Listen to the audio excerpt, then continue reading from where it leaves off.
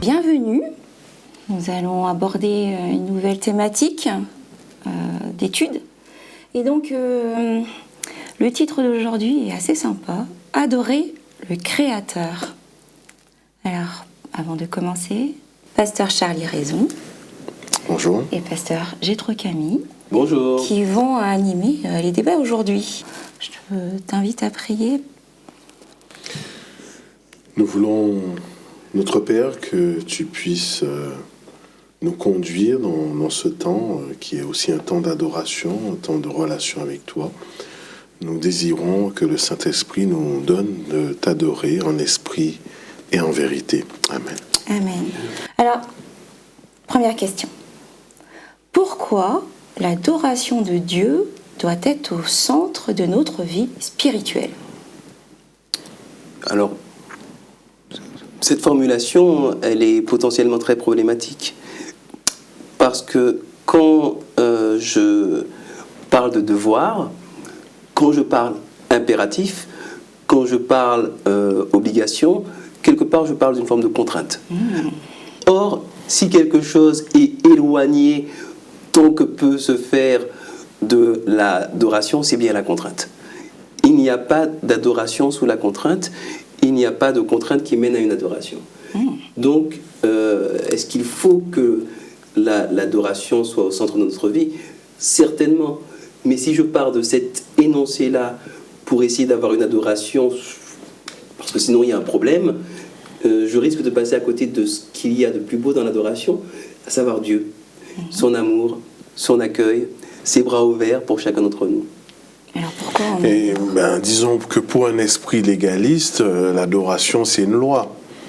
Alors que justement, Dieu, il aimerait nous faire passer au-delà de toute loi. Et si on se réfère à l'évangile de Jean, au chapitre 4e, le verset 23, il est dit « Mais l'heure vient, et elle est déjà là, où les vrais adorateurs adoreront le Père en esprit et en vérité. En effet, ce sont là les adorateurs que recherche le Père. » Le meilleur des exégètes est confronté à une difficulté ici. On pourrait, on doit le reconnaître, on a quand même des exégètes de qualité, mais aller traduire en réalité et en perspective ce qu'est adorer en esprit et en vérité. Certains diront « Ah, mais j'ai respecté la règle » ou encore « Je me suis référé au bonjour d'adoration ». Mais selon l'esprit, ça nous échappe. Et c'est là la beauté de ce que Jésus va dire. Il va dire selon l'esprit, mais aussi selon la vérité. Ce qui implique que l'adoration, et encore une fois, Jésus ramène l'adoration à une manière d'être. Absolument. Absolument. D'ailleurs, dans tout l'Ancien Testament, Dieu n'arrêtera pas de faire, c'est facile de dire la même chose, mais de manière inversée. C'est-à-dire qu'il va reprendre tous ceux qui sont dans une adoration légaliste, formaliste, une adoration de la surface, il va les reprendre en disant, par exemple, je suis dans Ésaïe 29, verset 13, le Seigneur dit, quand ce peuple s'approche de moi, il m'honore de la bouche et des lèvres, mais son cœur est éloigné de moi et la crainte qu'il a de moi n'est qu'un précepte de tradition humaine. Et dans Ésaïe au chapitre 1er, et dans Amos au chapitre 5, enfin dans tous ces textes, Dieu ne va pas arrêter de pointer le système religieux, toute une partie majoritaire de la population, dont l'objet de la religion n'est clairement pas Dieu, mais est leur propre satisfaction égotique, leur propre exaltation, auto-exaltation. Prenons par exemple un exemple pour revenir au Nouveau Testament.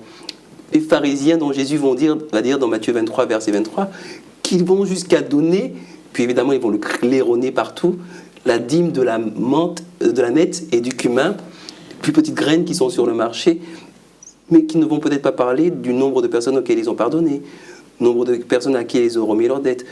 Donc trop souvent, la religion n'est qu'un outil et l'adoration n'est qu'un prétexte qui nous permet de nous justifier nous-mêmes, de nous exalter nous-mêmes, mais cela, ça n'est pas l'adoration, parce que Dieu en est absent. Alors qu'est-ce qu'est l'adoration au final là, Nous allons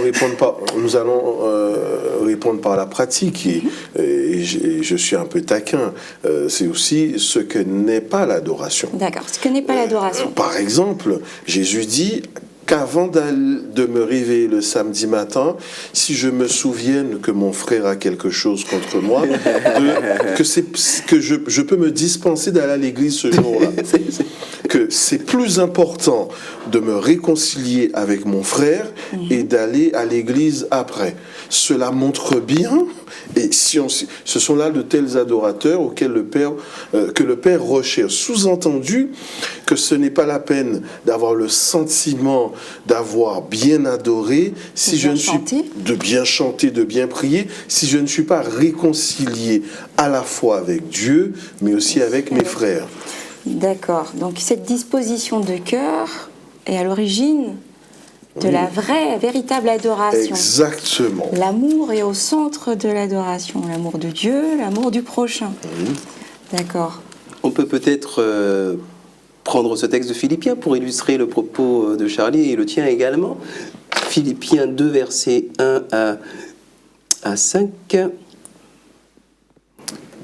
Si donc il y a quelque consolation en Christ, s'il y a quelque soulagement dans la charité, s'il y a quelque union d'esprit, il y a quelque compassion, quelque miséricorde, rendez ma joie parfaite, ayant un même sentiment, un même amour, une même âme, une même pensée. Ne faites rien par esprit de parti ou par vaine gloire, mais que l'humilité vous fasse regarder les autres comme étant au-dessus de vous-même. Que chacun de vous, au lieu de considérer ses propres intérêts, considère aussi ceux des autres. Ayez vous-même les sentiments qui étaient en Jésus-Christ. Je crois que voilà un appel à l'adoration véritable qui passe par un renouvellement intérieur, un changement d'état d'esprit, changement complet de paradigme. Je passe du paradigme dans lequel je ramène tout à moi, y compris ma vie religieuse, tout est centré sur moi-même, à un paradigme où je vais apprendre, jour après jour, à regarder l'intérêt d'autrui comme un intérêt supérieur. Un changement de dimension finalement. Changement de dimension. Et je crois que cette notion de changement de dimension est absolument cruciale. Parce que ce n'est pas un changement qui arrive un jour. C'est un changement qui doit arriver tous les jours. Et l'adoration véritable, c'est celle qui m'amène à ressembler jour après jour, toujours plus à Jésus-Christ. Alors moi, ce qui m'aurait simplifié la vie, puisque je suis bavard, ce qui m'aurait simplifié la vie, c'est qu'on me donne une liste de choses à faire pour être dans la véritable adoration. Tu fais ça, 1, 2, 3, 4, 5, tu ne fais pas 3, 4, 6, 7, 8, puis là, tu as la véritable adoration et c'est dans la poche. Malheureusement, c'est pas si simple. Donc c'est une démarche que nous devons initier avec l'aide de Dieu. Oui, voilà. Tout à fait. Et toujours nous référer à la dimension suprême qu'est Dieu pour réajuster notre manière d'être et répondre à son amour et à l'amour, toujours, cette notion de l'autre, de soi. Mais du coup, la notion de crainte de Dieu qui revient souvent, qu'est-ce qu'elle évoque Elle veut dire que nous devons nous sentir vraiment diminués devant Dieu ou avoir peur? Que signifie-t-elle? Alors c'est vrai que dans une théologie ancienne, cette perspective de crainte, c'était la peur du divin, parce que le divin nous sanctionnait. Oui.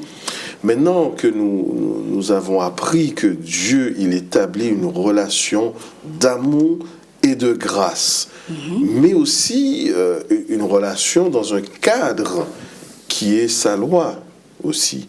Et cette loi se résume à l'amour, ce qui implique que si j'aime Dieu, je vais le respecter, je vais l'honorer. Donc tu es en train de me dire que finalement le mot crainte, c'est plus un respect. Un respect, le fait de lui rendre hommage, de lui donner la place centrale. C'est un peu comme faire mémoire. Je ne me rappelle pas de Dieu simplement parce qu'il a fait grâce, mais je me rappelle de lui parce que c'est un créateur. Je ne vais pas me rappeler de lui simplement parce qu'il donne, parce qu'il a fait ceci ou cela pour moi, mais juste parce que je l'aime. Pour aller dans ce sens-là, et pour parler d'une dimension également liée au respect, J'étais au bord de la mer en pleine nuit, dans un endroit que je ne connaissais pas, et on était sur un sentier qui longeait les vagues. Il y avait de grosses vagues, beaucoup de vent. Première fois que je passais là, je peux vous dire que j'étais impressionné. Je n'étais pas rassuré du tout. Pourquoi ? Parce que je mesure que si une vague arrive et qu'elle me prend, que je ne peux rien faire. De la même manière, si je suis au bord d'un précipice, il est là, il n'a rien demandé à personne. Mais si je suis au bord d'un précipice de 900 mètres, que je regarde en bas, je serai nécessairement impressionné par la taille, la dimension et la portée de ce que je vois. De la même manière, quand je m'approche de Dieu, quand dans mon petit imaginaire étriqué d'être humain, je me représente une entité capable de donner l'énergie au soleil, qui tout étant à des dizaines de millions de kilomètres, nous cuit bien, quand même l'été, même si on est protégé par l'atmosphère, je me dis, cette entité-là doit être d'une puissance absolument incommensurable. Et effectivement, il y a quelque chose de profondément vertigineux à s'approcher de Dieu. S'approcher de Dieu en étant complètement détendu, comme si on prenait, je sais pas, quelque chose dans la main et puis qu'on le tenait comme ça veut dire qu'on n'est pas proche de Dieu. Les prophètes, les plus grands prophètes de la Bible, Jérémie, à l'approche de Dieu, il se liquéfie. Ézéchiel, il tremble. Ézéchiel, pareil. Tous les êtres humains qui s'approchent de Dieu ressentent cette révérence immense, ce sentiment de vertige face à l'immensité, la perfection de Dieu. Et on peut l'énoncer crainte, si on veut. Mais il ne s'agit en tout cas certainement pas de la peur que ressentent les démons, dans Jacques 2, verset 19, à la pensée de Dieu. Parce que connaître Dieu et en avoir peur, les démons le font, et ça ne leur apporte rien de particulier. Donc c'est une notion d'émerveillement. Tout à fait, on est subjugué par ce qu'il fait. Subjugué par Dieu. Est-ce qu'on prend le temps, c'est les interrogations, de se rendre compte de ce qu'est Dieu ? Mais Dieu, dans nos églises, par exemple. Au peuple d'Israël, Dieu, lors de différents procès d'alliance, Dieu rappelle qu'il n'est pas seulement un Dieu de près. Ne suis-je pas un Dieu de loin ? Quelqu'un ira-t-il dans une grotte sans que je le voie ? Est-ce que je ne suis pas omnipotent ? Est-ce que je ne suis pas omniscient ? Pourquoi ? Parce que par la souplesse de notre esprit et notre perversion liée au péché, on est capable de transformer Dieu en un petit objet d'analyse, comme ça, et dire, bon ben, voilà, j'ai fini mon analyse, merci beaucoup, maintenant tu restes bien au chaud dans ma poche. Et malheureusement, au nom de Dieu, ben, on persécute, on tue, on massacre. Ça, c'est le Dieu de poche, c'est pas le Dieu de loin. Ou au contraire, au nom de Dieu, on absout, on pardonne, on ne se remet pas en question, on fait n'importe quoi. Dieu comprendra, il n'y a pas de problème, il est large, il est mort pour moi, il pardonne mes péchés, je peux faire n'importe quoi. Et donc ça, c'est pareil, c'est le Dieu qui est dans ma poche. Mais le Dieu qui est dans ma poche, ça n'est rien d'autre que une projection de ma petitesse d'esprit. Ça n'a pas de connexion avec le Dieu qui est transcendant par nature et qui est omnipotent. Voilà. Et c'est aussi pour cela que l'on peut dire que Jean le visionnaire, malgré les 3 ans et demi avec Jésus, lorsqu'il a cette nouvelle théophanie et qu'il voit le glorifier, ben, littéralement il se liquéfie. Et pourtant, il a mangé avec lui. Voilà, ça montre la complexité du thème que nous abordons, l'adoration. Je ne peux pas banaliser Dieu, mais il ne m'appelle pas à avoir peur non plus de lui, parce que c'est aussi un Dieu de relation, mais ce n'est pas parce que c'est un Dieu de relation que c'est que je peux m'avancer, m'approcher de lui n'importe comment. Il y a d'ailleurs ce que nous honorons le plus souvent des défunts, lorsque nous faisons acte de mémoire, cela se fait dans un certain état d'esprit. Donc qu'est-ce qui nous empêche d'avoir un état d'esprit de révérence lorsque nous nous approchons de Dieu? Lorsque nous nous approchons de Dieu. Parfois on ne mesure pas suffisamment bien. Parfois on ne mesure pas suffisamment bien de quoi on parle. Par exemple, on lit un miracle de la Bible, multiplication des pains, Jésus qui marche sur l'eau, et puis on est très impressionné. Mais quand on regarde simplement ce qui se passe à l'intérieur de nos vaisseaux sanguins, et la manière dont le système immunitaire gère les intrusions, l'intelligence qui est liée à la division cellulaire, des phénomènes de base de la vie, qu'on prend le temps de mesurer à quel point tout cela est millimétré, enfin, mais c'est même plus petit que ça. C'est tellement précis, c'est tellement parfait, même entaché par le péché. La création, la nature et même notre propre corps sont des miracles d'une technologie, d'une biotechnologie, d'une complexité absolument monstrueuse.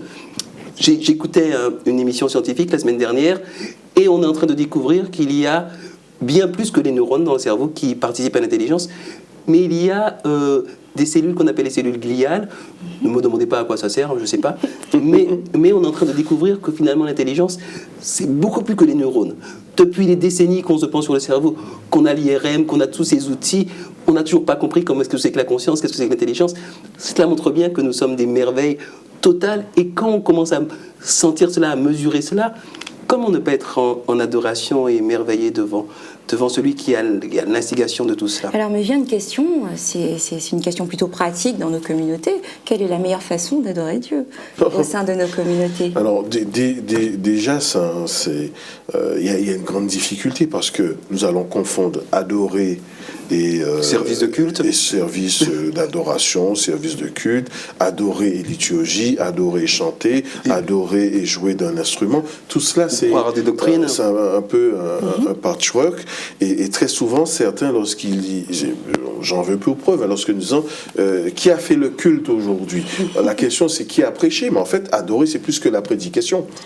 Je veux dire, lorsque nous lisons par exemple le livre de la Révélation et que nous lisons avec attention le chapitre 4e et 5e qui sont des temps d'adoration dans le ciel, on ne voit pas de prédication, on voit plutôt une proclamation de la grandeur de Dieu.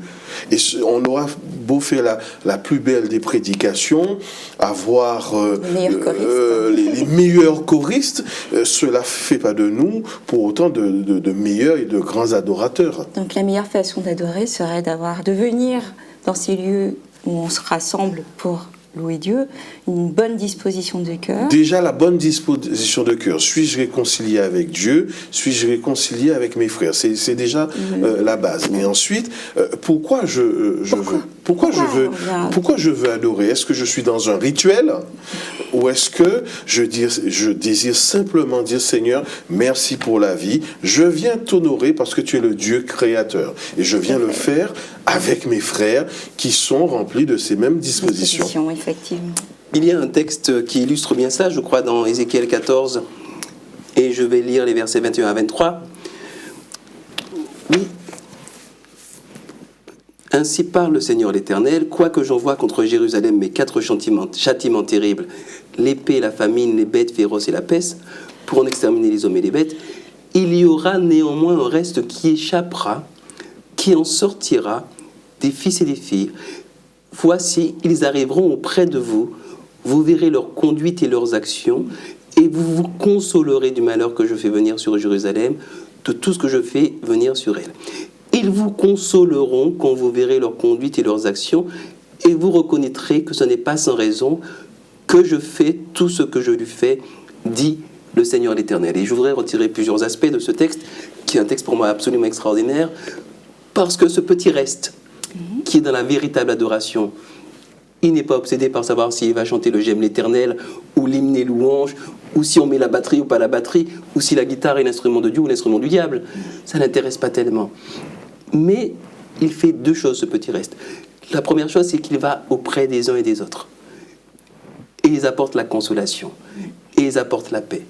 Et la deuxième chose, c'est que par leur vie, par leur adoration, et quand on parle d'adoration, je ne parle pas d'adoration le sabbat à l'église, ça en fait partie, mais ça n'est qu'un épiphénomène de quelque chose de beaucoup plus grand, évidemment. Mais par leur vie, par leur adoration, ils amènent les uns et les autres à reconnaître que ce n'est pas sans raison que Dieu fait ce qu'il fait. Autrement dit, ils participent à la réhabilitation de Dieu dans l'esprit même de croyants, je ne parle même pas d'incroyants, mais de croyants qui se sont éloignés de lui et qui ont sombré dans une forme d'idolâtrie. Donc, véritable adoration vers les autres, quelque chose de dynamique, en esprit et en vérité, comme cela a été dit tout à l'heure. Et deuxième conséquence de la véritable adoration, l'image de Dieu est restaurée et se restaure dans le cœur des véritables adorateurs, comme de ceux qui savent distinguer Dieu au travers de la vie des véritables adorateurs. Donc là, on est quand même très loin de la dynamique. On a chanté le 505 et pas le 504. On n'est pas dans la véritable adoration. Non, on est plus centré sur nous-mêmes et notre performance liturgique, comme Charlie l'a très bien dit tout à l'heure et très clairement. Mais on est dans le soin pour autrui et le soin pour Dieu. Ça, c'est inspiré par l'Esprit. Oui.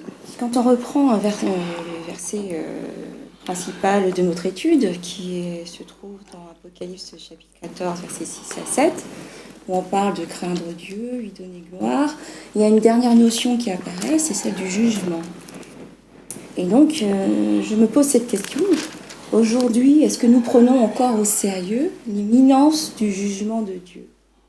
Et si oui, comment ça se traduit dans notre manière de vivre notre foi chrétienne? Alors, il y a plusieurs éléments. Déjà, le texte nous dit je vis un ange ayant un évangile éternel pour l'annoncer aux habitants de la terre. Premièrement, c'est ça le préambule. Le préambule, c'est la bonne nouvelle. La bonne nouvelle, c'est quoi? Récemment encore, la plupart des chrétiens célébraient Pâques. Pâques, c'est quoi? C'est dire qu'il est ressuscité. Pourquoi est-il ressuscité? Parce qu'il a fait le choix de nous aimer.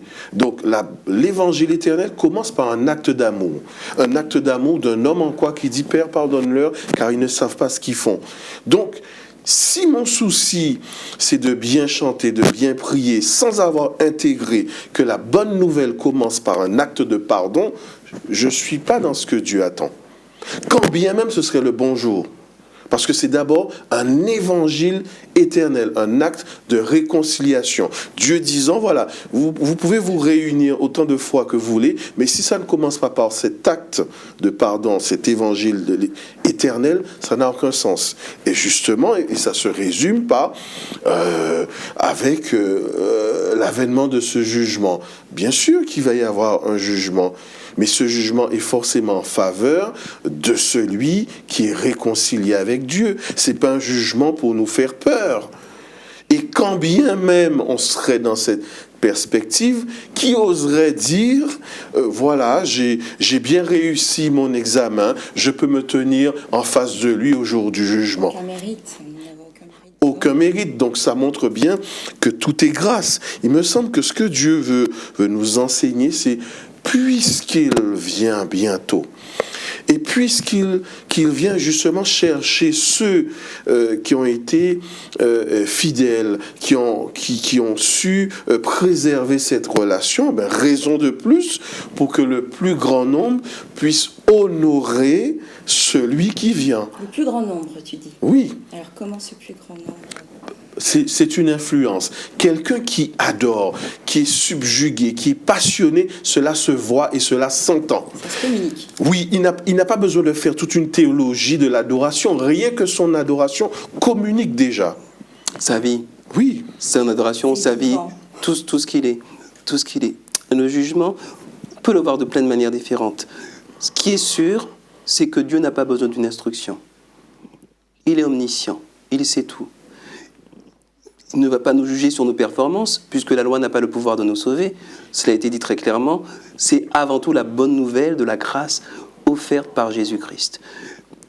De quoi est-ce qu'il s'agit? Alors, une des manières de l'énoncer, une que j'affectionne en tout cas personnellement, c'est que le jugement ne vient pas tellement récompenser de gentilles personnes. Et récompenser, oui, c'est ça. Ça a été véhiculé comme ça, ou punir de mauvaises personnes.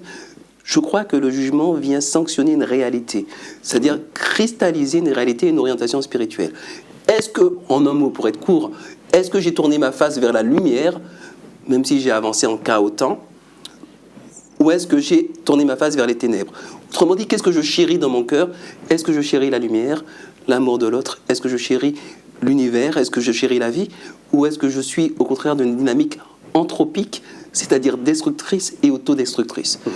Et finalement, Dieu ne vient pas dire oh, « c'est bien, tu as bien obéi à toute ma loi, bravo, tu as été à l'église le samedi et pas le dimanche, tu vas au ciel. Moi, j'aimerais bien, je suis obligé, sinon je ne suis plus payé. Je suis obligé d'aller à l'église tous les samedis, je suis pasteur, j'ai pas le choix. J'aimerais bien que ce soit tellement plus simple, ça me simplifierait tellement la vie. » Mais Dieu va me demander, plutôt, mais est-ce que tu aimes la vie? Est-ce que tu as aimé ta femme correctement? Est-ce que tu t'es occupé de tes enfants? Est-ce que ça t'intéresse, la vie? Et je ne dois pas attendre le ciel pour commencer à m'intéresser à cela, parce que si pendant toute ma vie, je n'ai aimé que les ténèbres et l'égoïsme, qu'est-ce que je vais faire dans la générosité au ciel? En fait, je crois que le fait que des gens, au travers du jugement, n'accèdent pas à la vie éternelle, je crois, enfin, je l'énoncerai de la manière suivante. C'est plutôt un cadeau que Dieu leur fait. Oui.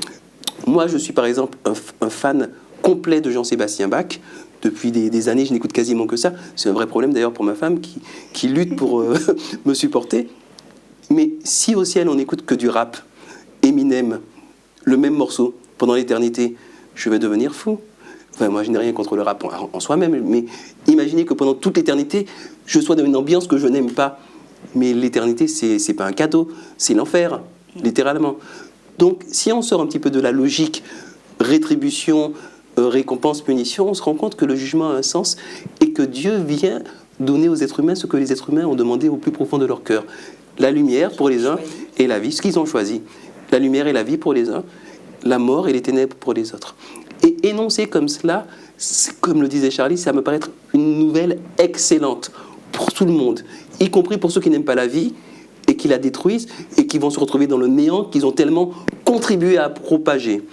Donc, trop souvent, on a entendu des prédicateurs de toute obédience, de toute religion ou de tout monothéisme dire « Attention le jugement de Dieu, tremblez mortels, et puis surtout, soumettez-vous à notre influence et obéissez-nous, et puis glorifiez-nous, nous le clergé, parce que finalement, c'est nous qui avons le pouvoir. » Alors, c'est vrai que dans une perspective eschatologique, puisqu'il va y avoir ce conflit qu'on résume comme suit, sabbat ou dimanche, on peut comprendre que nous soyons développés dans une forme apologétique en montrant la suprématie du samedi sur le dimanche. On peut comprendre ça, mais au-delà de cela, il me semble que Dieu veut que nous allions plus loin.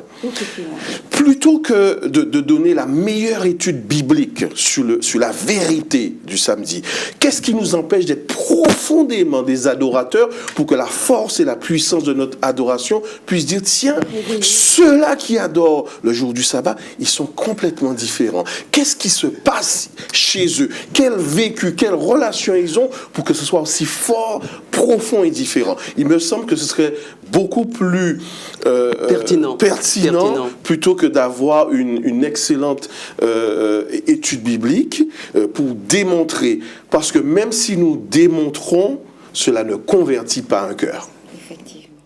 Si je peux dire un tout petit mot très très brièvement à ce sujet-là, le seul moyen que le sabbat soit un sceau à la fin des temps, c'est que le sabbat soit plus qu'un jour d'adoration, que ce soit un jour d'adoration, mais que ce soit également ce profond changement d'état d'esprit qui fasse de nous des adorateurs du Créateur, des gens qui respectons très profondément la création, hyper écologique, qui ramassent les ordures dans la rue, enfin des gens que nous ne sommes pas nécessairement maintenant, et si on peut demander à Dieu de faire de nous de véritables observateurs du sabbat et de véritables adorateurs, on sera sur une meilleure voie qu'en étant dans la prétention gratuite. Amen. Eh ben, je vous remercie. J'espère que cette étude vous a tous vraiment plu. Et puis n'hésitez pas à laisser quelques commentaires pour enrichir ce débat. Merci.